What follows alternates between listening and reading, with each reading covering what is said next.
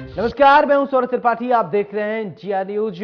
Bulletin की शुरुआत करते हैं। दिल्ली में साहिल खान ने 16 साल की साक्षी की जिस निर्ममता से हत्या कर दी है और उससे पूरा देश सन्न रह गया है। कोई इंसान ऐसे जानवर कैसे बन सकता है? उसने एक के बाद एक साक्षी के शरीर में 20 से ज्यादा घाव किए। चाकू से जी नहीं भरा तो पत्थर से शरीर को कई बार कुचला। 24 घंटे के भीतर इस हत्या को दिल्ली पुलिस ने बुलंदशहर से इस हत्यारे को गिरफ्तार कर लिया, हत्या का पटाक्षेप कर दिया। आज रोहिणी कोर्ट ने उसे 2 दिन के लिए पुलिस रिमांड में भेज दिया है। हमारे साथ वो शख्स मौजूद है जिसने उस नाबालिग को उठा के हॉस्पिटल पहुंचाने की कोशिश की थी।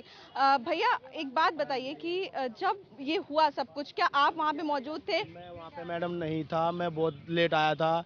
ये काम हो चुका था, लड़की खत्म हो चुकी थी, पुलिस वाले भी पहुंच चुके थे, तो मैं यहीं से निकल रहा था तो मैं चला गया था। अच्छा, हाँ तो जी। आप जब पहुंचे तो क्या क्या हो रहा था वहां जब पे? मैं वहाँ पे पहुंचा तो पुलिस वाले खड़े थे और लड़की खत्म हो चुकी थी, वहीं पर लेटी हुई थी। फिर आपने उस उठाया?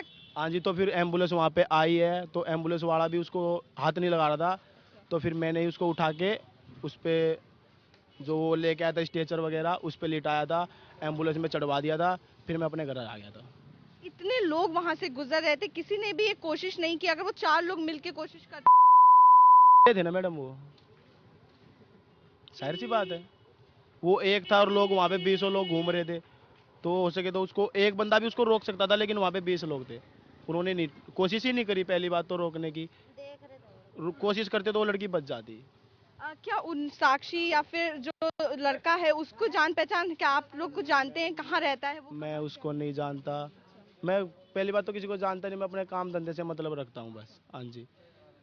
चलिए, तो देखिए, ये साफ तौर पर उनका ये कहना था कि वो अनजान है, वो जानते नहीं है किसी को, लेकिन एक मानवता के तौर पर उन्होंने कोशिश करी कि उसको उठा के एक गाड़ी में बैठाया जाए ताकि उसकी जान बचा सके। लेकिन जब तक ये शख्स वहां पहुंचा तब तक साक्षी अपनी जान गंवा चुकी थी। कैमरा पर्सन अवधेश के साथ आरजू सेठ, इंडिया न्यूज, दिल्ली। शाबा डेयरी में मृतक लड़की के घर पे इस वक्त स्वाति मालीवाल पहुंची थी, रोते हुए जा रही हैं। स्वाति, क्या हुआ? परिवार से मिले आप, रोती हुई नजर आ रही हैं। परिवार की हालत बहुत ख़राब है, बहुत गरीब लोग हैं। माँ की हालत देखी नहीं जा रही, माँ का रो रो के बुरा हाल है। मैं ये जानना चाहती हूँ कि कब तक बेटियाँ ऐसे मरती रहेंगी। मेरी सरकार से अपील है, तुरंत एक अर्जेंट मीटिंग बुलाएं। केंद्र सरकार, दिल्ली सरकार को बुलाइए, हमको बुलाइए और कुछ तो उपाय निकालिए। एक लड़की को सरेआम चाकू गोद गोद के मार दिया जाता है, ईंटें फेंक फेंक के मार दिया जाता है, और फिर भी कोई मीटिंग नहीं बुलाई जाती, फिर भी कोई काम नहीं होता। कब तक बेटियां मरती रहेंगी? आप लोग, महिला आयोग कुछ सहायता कर रही है परिवार की काउंसलिंग के लिए, आप पुनर्वास के लिए कुछ करेंगी? क्योंकि कोई साधन नहीं है आय का इनके परिवार में। जी, बिल्कुल कोई आय का साधन नहीं है। कॉम्पनसेशन एप्लीकेशन भी मूव करी जाएगी। मुझे बताया जा रहा है कि मुख्यमंत्री जी ने अनाउंस भी करा है कि 10 लाख रुपए इनको दिए जाएंगे।